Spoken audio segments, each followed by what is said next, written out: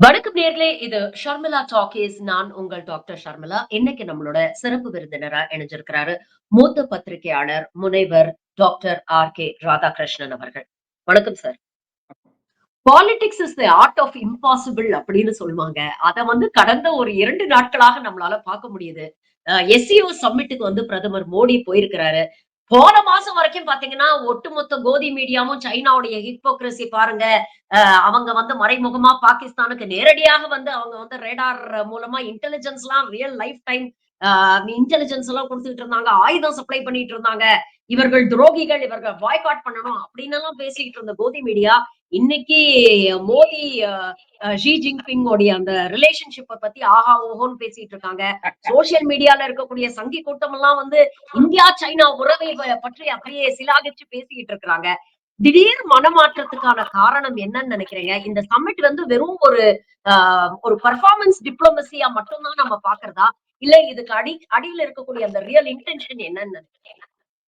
Idiotic இத foreign பாலிசில நீங்க NEET கிரியேஷன்ஸ்க்குலாம் இடமே கிடையாது. உங்களுடைய விருப்பு வெறுப்புகளுக்கு இடமே கிடையாது. அதாவது ரொம்ப கோல்ட் அண்ட் கால்குலேட்டட் விதமாக இருக்க வேண்டும். இதுதான் நான் ஒரு ஆர்டிகிள் எழுதணும்னு யோசிச்சு கொண்டிருந்தேன். அதாவது இப்ப பாருங்களேன், அதாவது நாம போய் சைனால நிக்கிறதுனால வருகின்ற பிரச்சனைகள் என்னன்னு பாத்தீங்கன்னா, நேற்று அனுரகுமார திசாநாயக்க இப்ப இலங்கையினுடைய அதிபர் என்ன செய்திருக்காருன்னு பாத்தீங்கன்னா, நேரா கச்சத்தீவுல போய் உட்கார்ந்திருக்கிறாரு. எங்களுடைய இடம் தான் கச்சத்தீவு என்று கூறிக்கொண்டு போய் உட்கார்ந்திருக்கிறார். அதற்கு காரணம் என்னன்னு பாத்தீங்கன்னா, விஜய் சொல்லியிருக்காரு, கச்சத்தீவை மீட்க வேண்டும் என்றெல்லாம் பேசியிருக்கிறார். தமிழகத்திலிருந்து ஒழிக்கும் பொருளா இருக்குது, கச்சத்தீவை மீட்க வேண்டும் என்றது.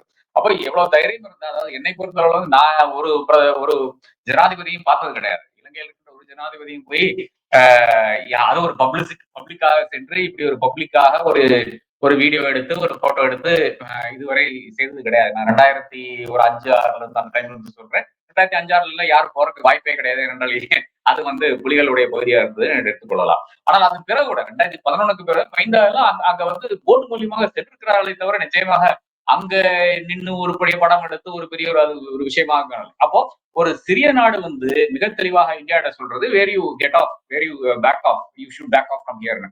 அதே மாதிரி இந்தியா சீனா ஒரு ஒப்பந்தம் போடுகிறது. அதாவது ஒரு பெரிய ஒரு பாதை மூலியமாக நாங்க அதாவது லேண்ட் மூலியமாக, அதாவது நேபாளுக்கு அருகில் இருக்கின்ற ஒரு லேண்ட் மூலியமாக நம்மளுடைய வர்த்தகத்தை செய்து கொள்ளலாம் என்று இந்தியாவும் சைனாவும் ஒரு ஒப்பந்தம் எடுக்கிறது. அதற்கு நேபாள் அப்செக்ஷன் தெரிவிக்கிறது. நேபாள் இது எங்களுடைய இடம், இது இந்தியாவுடைய இடம் கிடையாது, சைனாவுடைய இடம் கிடையாது, எங்களுடைய இடம் என்று அவர்கள் ஒரு இது பண்றாங்க. இப்ப நேபாளுக்கும் சீனா ஐ மீன் இலங்கைக்கும் இருக்கின்ற ஒரு பொது விஷயம் என்னன்னு பாத்தீங்கன்னா, அவர்கள் 2 பேருமே 2 நாடுகளையும் சீனாவுக்கு ரொம்ப க்ளோஸா இருக்குது. நம்பர் 1. நம்பர் 2 2 பேருமே பிஆர்ஐல இருக்காங்க, பெல்ட் அண்ட் ரோட் இனிஷியேட்டிவ்ல இருக்காங்க. அப்ப சீனாவுடைய அந்த ஒரு முந்துதல் என்றால் ஒரு புஷ் இல்லாமல் நிச்சயமாக 2 பேரும் இந்த அப்ஜெக்ஷனை எடுத்திருக்க மாட்டார்கள், சொல்ல மாட்டார்கள் என்றதுதான் என்னுடைய ஒரு விஷயமா இருக்கிறது. அப்ப நீங்க போய் திடீரென்று நேற்று மட்டும் ட்ரம்ப்னு சொல்லி ட்ரம்ப் பின்னாடி ஓடிக்கொண்டிருந்தீங்க. திடீர்னு நீங்க மாறிவிட்டு சீனா சீனா சீனா சொல்லி சீனா பின்னாடி ஓடுனா அதுக்கு அர்த்தம் என்னன்னு கேட்கிறேன். ஒரு ஒரு நாடுனா ஒரு ஸ்டாண்ட் எடுக்க வேண்டும். இஸ்ரேலுக்கு எதிரான ஒரு ஸ்டாண்ட் தான் இதுவரை இந்திய நாடு எடுத்துக்கொண்டிருந்தது. ஜனநாயகம் ஆன பிறகு, அதாவது ஒரு எலக்ட்ரல் டெமோக்ரஸியாக நம்ம இண்டிபெண்டன்ஸ் பிறகு 1947 இருந்து ஆரம்பித்துக் கொண்டு எவ்வளவோ பலஸ்தீனியர்களை இங்க நாம ஹையர் எஜுகேஷன்லயும் பல விஷயங்கள்லயும் நம்ம ஹெல்ப் பண்ணியிருக்கோம். யாசர் அரபாத் எத்தனையோ முறை இங்க வந்திருக்கார்கள். பிஎல்ஓ தலைவர்கள் ஆனாலும் சரி, இல்ல தீவிரவாத தலைவர்கள் கூட இங்க வந்திருக்கிறார்கள். இங்க ட்ரைனிங் எடுத்திருக்கிறார்கள். அதன் பிறகு திரும்பி போயிருக்கிறார்கள். அந்த மாதிரி ஒரு நாடு திடீரென்று திரும்பி இஸ்ரேலோட ஒரு ஒப்பந்தம் போட்டுக்கொண்டு அவர்கள் பெகாசஸ் கொடுத்ததுனால 2019 அது ஜெயிக்கிறதுக்கு வசதியா இருந்ததுனால மட்டுமே, ஒரு தேர்தல் ஜெயிக்கிறதுக்கு வசதியா இருந்த ஒரே ஒரு காரணத்துக்காக இஸ்ரேல போய் கட்டிப்பிடிச்சு அழ வேண்டிய அவசியம் என்னன்னு எனக்கு புரியவில்லை. இது இவ்வளோ பண்ணிவிட்டு இங்க என்ன பண்ணாங்க, இங்க இஸ்ரேலுக்கு எதிரான ஒரு தீர்மானத்தில் கையெழுத்து போட்டு வந்திருக்கிறாரு நம்மளுடைய பிரதமர். இது என்ன புரியவே மாட்டேங்குது. என்ன பண்ணி கொண்டிருக்கிறாருன்ற இவருக்கே தெரியுமா எனக்கு புரியல. இது ஒண்ணு. 2வதாக தீவிரவாதத்தை பத்தி பேசும்போது இந்தியா தானுங்க தீவிரவாதத்தினால் பாதிக்கப்பட்ட ஒரு நாடா இருக்குது. பாகிஸ்தான் தீவிரவாதத்தால் பாதிக்கப்பட்ட நாடா இருக்காரு. இவர் எங்க போய் கையெழுத்து போட்டிருக்காரு?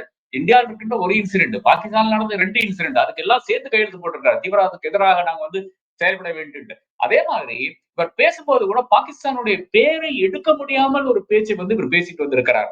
இது எவ்வளவு பெரிய ஒரு அவலம் பாருங்களேன். ஏன் இது கூட தைரியம் இல்லாத ஒரு பிரதமர் தான் நாம் படைத்து விட்டு இருக்கிறோமா? அதாவது நான் வந்து 2014 இவர் பிரதமர் ஆகும்போது என்னுடைய பெரிய ஒரு விஷயம் என்னவென்றால், இல்லை என்றால் எனக்கு பிடித்த ஒரு விஷயம் என்னவென்றால், finally we have a strong prime minister. நல்ல பலவான ஒரு பிரைம் மினிஸ்டர்.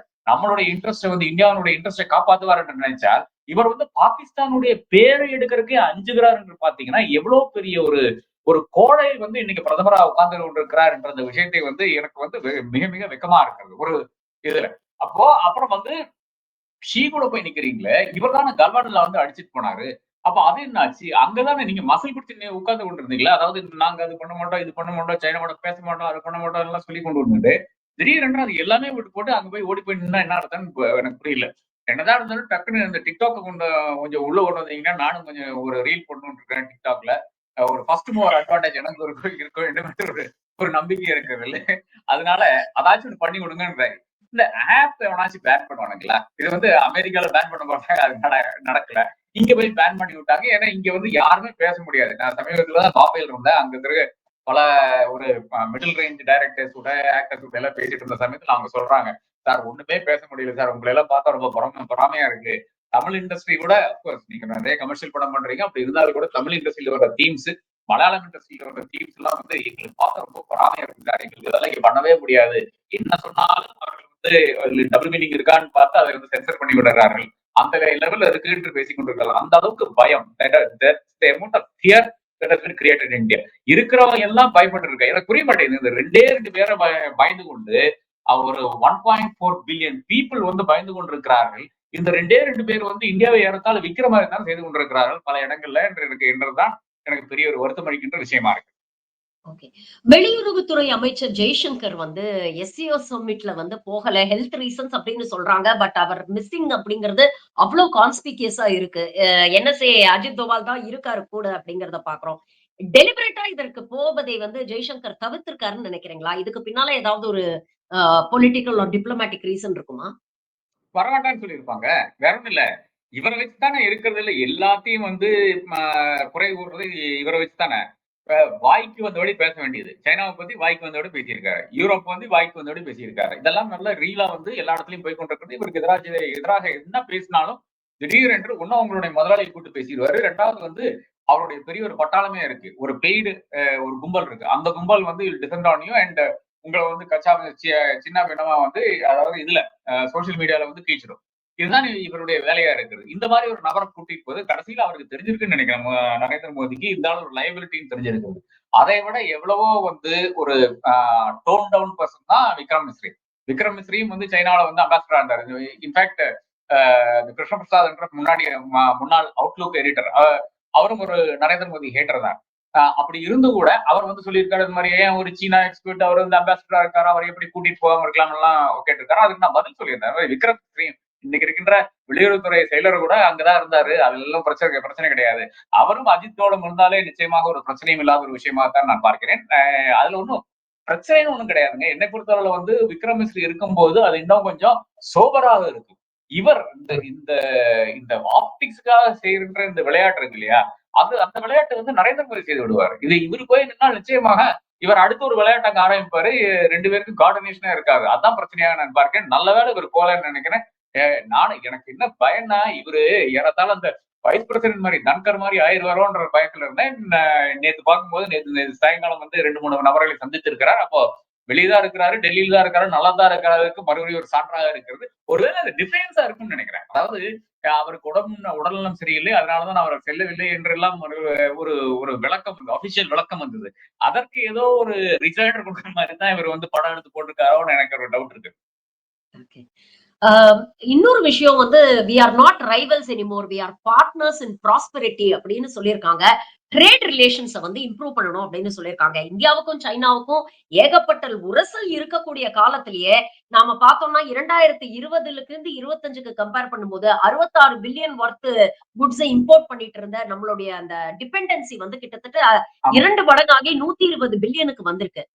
சைனா வந்து ஒரு டீஃப்ளேஷன் கிரைசிஸ் நோக்கி போயிட்டு இருக்கிறாங்க அப்படிங்கிறது நமக்கு தெரியும். இத ஒரு காரணமாக வச்சு இவங்களோட சீப் சைனீஸ் குட்ஸ் எல்லாம் நம்ம மேல டம்ப் பண்றதுக்கான ஒரு பாசிபிலிட்டி இருக்கா? மீண்டும் ஒரு jumping from the frying pan into the fire அப்படிங்கிற ஒரு சிச்சுவேஷன்ல போய் இந்தியா மாட்டிக்க போகுது அப்படின்னு நினைக்கிறீங்களா? இல்ல இவ எல்லாமே நீஜர் ரியாக்ஷன் தானே. அப்ப இவர்களுக்கு வந்து இப்ப எப்படி நெகோஷியேட் பண்ணணும், எங்க நெகோஷியேட் பண்ணணும்லாம் தெரியாத ஒரு விஷயமா இருக்குது. இது வந்து பாருங்க, முன்னாடி காலத்துல எல்லாம் என்னன்னு பார்த்தீங்கன்னா, எக்ஸ்பர்ட் கிட்ட விட்டுருவாங்க. அதாவது பிஎம்ஓல இருந்து கண்ட்ரோல்ஸ் இருக்காது.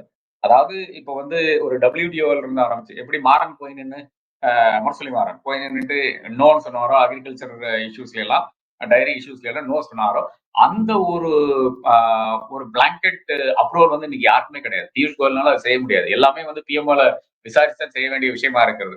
அப்போ அந்த மாதிரி ஒரு இடத்துல உட்கார்ந்து கொண்டு ஒவ்வொரு விஷயத்துக்கும், அதாவது என்ன ஒரு ஐரணின்னு பாருங்களேன். சைனா என்பது ஒரு அத்தாரிட்டேரியன் நேஷன். அந்த நாட்டுல வந்து அவனுங்களுக்கு வந்து பெரிய ஒரு ஃப்ரீடம் இருக்கிறது. அதாவது நீங்க நெகோஷியேட் பண்ணிக்கன்னு சொல்லிட்டு அந்த நெகோஷியேட் ட்ரேட் ரெப்ரஸன்டேட்டிவ் மாதிரி இருக்கிற நபர்கள் 4, 5 பேர் வருவாங்க. ஒவ்வொரு ஃபீல்ட் எக்ஸ்பர்ட்டா அவன் உட்கார்ந்து சொல்லுவான். இது இதுன்னு சொல்லுவான்.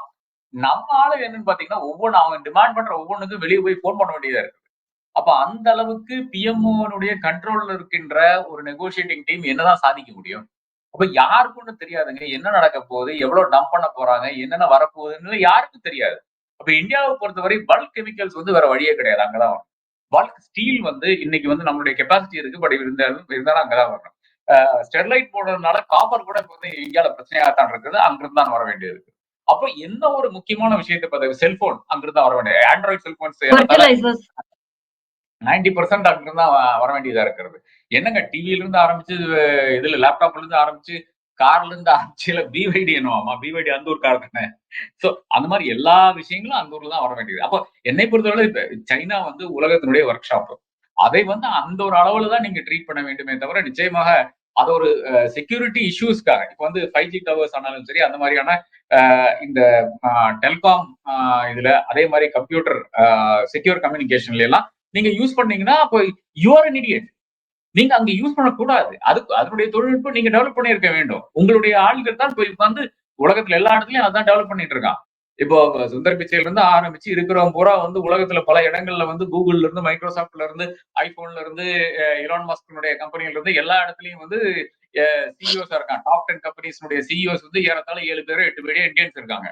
அப்ப அந்த கம்பெனில எல்லாம் இருக்கிறவன வந்து நீங்க கொஞ்சம் இங்க அழைச்சிட்டு வந்து நீங்க அந்த அதுக்கு நிகரான நீங்க வந்து ஸ்வதேசி காம்பன்சேஷன் கொடுத்தீங்கன்னா ஸ்வதேசின்னு பேசுறாங்களே சார். மேக் இன் இந்தியான்னு திரும்ப பேச ஆரம்பிச்சிருக்காங்களே. அது இடியாட்டிக்ங்க. என்ன மேக் இன் இந்தியா என்ன நடக்குது? மேக் இன் இந்தியா என்ன உருவாக்கி இருக்காங்க இவங்க? எல்லாமே அங்கிருந்து கொண்டு வந்து இங்க லேபிள் போட்டு சைடுல வச்சுடுறாங்க. தவிர நிச்சயமாக மேக் இன் இந்தியா என்னை பொறுத்தவரை ஒரு பெரிய ஃபெயிலியர்ங்க. நீங்க எங்க வேணா விசாரிச்சு பாருங்க. நீங்க மேக் இன் இந்தியாவுடைய ப்ராஜெக்ட் ஏங்க ஸ்மார்ட் சிட்டி என்னங்க ஆச்சு? நீங்க அத விடுங்க. குருகிராம்ல வந்து அந்த டீபிலிட்டேட்டிங் டிராபிக் ஜாம் பார்த்து கொண்டிருக்கிறோமே 100 ஸ்மார்ட் சிட்டி உருவாக்கிட்டான்னு சொல்றாங்க. 2019 100 ஸ்மார்ட் சிட்டி உருவாக்கிட்டான்னு சொல்றாங்க. குருகிராம் அதுல ஒரு ஸ்மார்ட் சிட்டி. அங்க கார்பரேஷன் வந்து பிஜேபி தான் ஆளுது. அங்க வந்து ஸ்டேட் வந்து பிஜேபி தான் ஆளுது. சென்ட்ரல்ல இருந்து அநியாயத்துக்கு பணம் போய் கொண்டிருக்கிற ஒரு ஊரு. அப்போ ட்ரிபிள் என்ஜின் சர்க்காரினுடைய ஒரு விஷயமாக இருக்கின்றது. அதாவது இவருடைய முக்கியமான ஒரு ப்ராஜெக்ட் ஸ்மார்ட் சிட்டி. ஒண்ணு. 2வது வந்து ஸ்வச்ச பாரத். இது 2னுடைய ஃபெயிலியர் தான் பார்த்துக் கொண்டிருக்கிறோம். குருகிராமில் இருக்கின்ற பல ரெசிடென்ட்ஸ் வந்து எங்கிட்ட சொல்ற விஷயம் என்னவென்றால், குப்பை அகற்றவில்லை. குப்பை அகற்றாதனால தான் பல இடங்கள்ல வந்து தண்ணி தேங்குகிறது என்று சொல்கிறார்கள். 1. 2வது வந்து ஸ்மார்ட் சிட்டியினுடைய ஃபெயிலியராகத்தான் நம்ம வந்து குருகிராம் பார்க்கிறோம். அதாவது 100 கோடி கொடுத்து ஒரு அபார்ட்மெண்ட் வாங்குறாங்க. அதுக்கு வெளிய வந்து 2 ஃபீட் தண்ணி நிக்குதுங்க. அ 10 கோடி, 15 கோடிக்கு வந்து கார வாங்கியிருக்கிறாங்க. அதாவது Volvo 90 எஸ்ஸோ அந்த மாதிரி ஒரு காரு. BMW X 5ஓ 6ஓ அதே மாதிரி இது மெர்சிடிஸினுடைய டாப் அண்ட் AMG இந்த 3 கார் வந்து அப்படியே நிக்குதுங்க. அதாவது தண்ணி வந்து கொஞ்சம் பட்டுச்சுன்னா இந்த வந்து கம்ப்யூட்டர் கார் வந்து அப்படியே நின்றும். எந்த கார் ஓடிக்கொண்டிருக்குன்னு பாத்தீங்கன்னா நம்முடைய மாருதி ஹுண்டாய் மட்டும் ஓடிக்கொண்டிருக்கிறது. அதாவது 10 லட்சம் குறைவான கார் எல்லாம் ஓரளவுக்கு மேனேஜ் பண்ணி போய் கொண்டிருக்கிறது. இந்த பெரிய கார்லாம் இன்னும் இதுதான் இந்தியாவுடைய ஸ்மார்ட் சிட்டியினுடைய லட்சணமா இருக்கிறது. மேக் இன் இந்தியாவும் இதேதான் லட்சணமா இருக்கிறது. அங்கிருந்து கொண்டு வந்து சாப்பா போடுறதுதான் மேக் இன் இந்தியாவா இருக்கிறது. அப்ப இதுதான் என்னை பொறுத்தவரை பழைய ஃபீல்ட்ஸ்ல வந்து டோட்டல் ஃபெயிலியராக தான் நான் பார்த்துக் கொண்டிருக்கிறேன். இப்போ சைனா வந்து இந்தியாவ வச்சு அமெரிக்காவுக்கு எதிராக லெவரேஜ் பண்ணி ஒரு லாங் டெர்ம் பிளான்ஸ வந்து போட்டிருப்பாங்க. அவங்களோட கேம் பிளான் இல்லாம சைனா மூவ் பண்ண மாட்டாங்க அப்படிங்கிறது நமக்கு தெரியும். ஆனா அமெரிக்காவ வெறுப்பேத்துறதுக்காக திடீர்னு இப்போ சைனாவோட ஒரு க்ளோஸ்னஸ வந்து காமிக்கக்கூடிய இந்த விஷயம் மோடிக்கு ஒரு பெரிய பின்னடைவை ஏற்படுத்தாதா? won't it become a very big mistake? ஏன்னா இத கடந்த காலத்துல நேரு ஆட்சியில நம்ம பார்த்திருக்கோம். எதற்கெடுத்தாலும் நேரு வந்து சுட்டி காட்டக்கூடிய மோடி 1962ல இப்படிதான் வந்து ஹிந்தி, சீனி பாய் பாய் அப்படின்னு பேசிட்டு நீங்க பார்த்தீங்கன்னா, 62ல அவங்களே வந்து முதுகுல குத்துன வரலாறுலாம் நமக்கு தெரியும். அது நேருவோடைய கரியர்ல வந்து ஒரு மிகப்பெரிய ஒரு பிளாக் மார்க்கா இருந்ததுன்னு நம்ம பார்த்தோம். இது இப்போ மோடி செய்யக்கூடிய இந்த விஷயம் வந்து அவருக்கு ஒரு பெரிய பின்னடைவை, ஒரு பிளாக் மார்க் அவருடைய பொலிட்டிக்கல் கரியர்ல ஏற்படுத்த வாய்ப்பு இருக்கா? இல்ல நெருப்பு ஆனாலும் சரி, மோடி ஆனாலும் சரி, அவர்களுக்கு தெரிஞ்ச விஷயம் தான். அதாவது every country is to itself. அது ஒவ்வொரு கண்ட்ரிக்கும் அதனுடைய இன்ட்ரெஸ்ட் இருக்கிறது. அதைத்தான் அவர்கள் வந்து செய்வார்களே தவிர, உங்க நாடோட ஒரு தொடர்பு இருக்கிறது, இல்லைன்னா ஃப்ரெண்ட்ஷிப் இருக்கிறது, பர்ச்சேஸில் இருக்கிறதுனால மட்டும் உங்களுக்கு ஒரு பெரிய நண்பராக எல்லாம் விட்டு கொடுத்தாலும் எவனும் போக மாட்டான். ஒரு நாடும் அதை செய்யாது. செல்ஃப் இன்ட்ரெஸ்ட் தவிர வேற ஒண்ணுமே கிடையாது இன்டர்நேஷனல் ரிலேஷன்ஸ்ல. இது நமக்கு தெரிஞ்ச விஷயமா இருக்கிறது. நாளைக்கு ட்ரம்ப் கூப்பிட்டு இந்தியா வந்து இங்க வந்து நெல்லுன்னு சொன்னா நிக்கக்கூடிய ஒரு நாடாகத்தான் இன்னைக்கு இந்தியா இருக்கிறது. அமெரிக்காவை எதிர்த்து நிக்கக்கூடிய அந்த ஒரு தன்மை நமக்கு வந்து இன்னைக்கு கிடையாது. ஏனென்றால் நரேந்திர மோடி சர்க்கார் வந்து பல விஷயங்கள்ல வந்து ஒட்டு கொடுத்து இப்ப ஏறத்தாழ அவர்கள் பல விஷயங்கள் வந்து இந்தியாவில் இருக்கிற விஷயங்கள் தெரியக்கூடிய ஒரு வாய்ப்பு இருக்குது. குறிப்பாக இந்த பெகாசஸ் வந்து டெல்லியில் இருந்து நீக்கவில்லை என்றால் நிச்சயமாக அது இந்தியாவுக்கு மாபெரும் பின்னடைவா இருக்கும். ஏனென்றால் இஸ்ரேலுக்கு இருக்கின்ற அனைத்து இன்டெலிஜென்ஸும் வந்து அமெரிக்காவுக்கும் இருக்கின்ற இன்டெலிஜென்ஸா இருக்கிறது. அவர்கள் வந்து பரிமாறிக் கொண்டிருக்கிறார்கள். இதை வந்து ஃபர்ஸ்ட் நிறுத்த வேண்டும். இஸ்ரேலியர்களை வந்து இந்தியாவில இருந்து துரத்த வேண்டும். இந்த இஸ்ரேலினுடைய டிஃபென்ஸ் ஸ்டாஃப் வந்து இங்க இருந்து துரத்த வேண்டும். இது ரெண்டும் செய்யவில்லை என்றால் இந்தியாவுக்கு பெரும் பின்னடைவு வரும். ஒண்ணு. இரண்டாவதாக அமெரிக்கா ஹோல்ஸ் ட்ரம்ப் கார்ட்ஸுங்க. 19 ஏர்கிராப்ட் கேரியர் எல்லாம் சும்மா நிக்கல. ஒவ்வொரு இடத்துல வளம் வந்து கொண்டுதான் இருக்கிறது. எங்கிருந்து வேணாலும் ட்ரம்ப் மிக தெளிவாக வந்து காமிச்ச ஒரு விஷயம், நமக்கு தெரிகிற ஒரு விஷயம் என்னவென்றால், ஈரான் போற ஒரு நாட்டுல கூட நான் வந்து குண்டு போடுறதுக்கு தயாராகத்தான் இருக்கிறேன் என்ற அந்த விஷயத்தை வந்து மிக தெளிவாக காமித்து விட்டார். இந்தியாவில குண்டு போடுறதுக்கு எவ்வளவு டைம் ஆகும்? என்ன வேணா சொல்லலாம் இல்லையா? இந்தியா இங்க வந்து தீவிரவாதத்தை செஞ்சாங்க. இங்க வந்து எங்க ஊர்ல வந்து ஒருத்தரை கொல்ல பார்த்தாங்க. கனடாவில வந்து ஒருத்தரை கொன்னாங்க. இந்தியா தான் வந்து பாகிஸ்தான்ல வந்து தீவிரவாத செயல்களில் ஈடுபட்டு சொல்லிட்டு இங்க டப்புனு 2 குண்டு போடுறதுக்கு எவ்வளவு டைம் ஆகும்? அப்ப அதுதான் பிரச்சனையா இருக்கிறது. ட்ரம்ப் வந்து எப்படி வேணாலும் ஒரு மெர்கூரியல் மேன் எப்படி வேணாலும் மாறலாம். ஏதோ 5 நாளா ஆளை காணோம். அதனால கொஞ்சம் கொஞ்சம் உலகத்தில் கொஞ்சம் அமைதி இருக்கிறது. என்ன உடம்பு சரியில்லைன்னு நினைக்கிறேன். அப்படியே இருந்தா நல்லது. உலகத்துக்கு நல்லது, இந்தியாவுக்கு நல்லது. குறிப்பாக மோடிக்கு மிக மிக நன்றாக இருக்கும். அவர் அப்படியே இந்த ஒரு சைலன்ஸை தொடர்ந்து விட்டார். பல விஷயங்களை இன்னைக்கு எங்களோட பகிர்ந்துகிட்டீங்க. உங்கள் நேரத்துக்கும் கருத்துக்களுக்கும் மிக்க நன்றி sir. Thank you very much.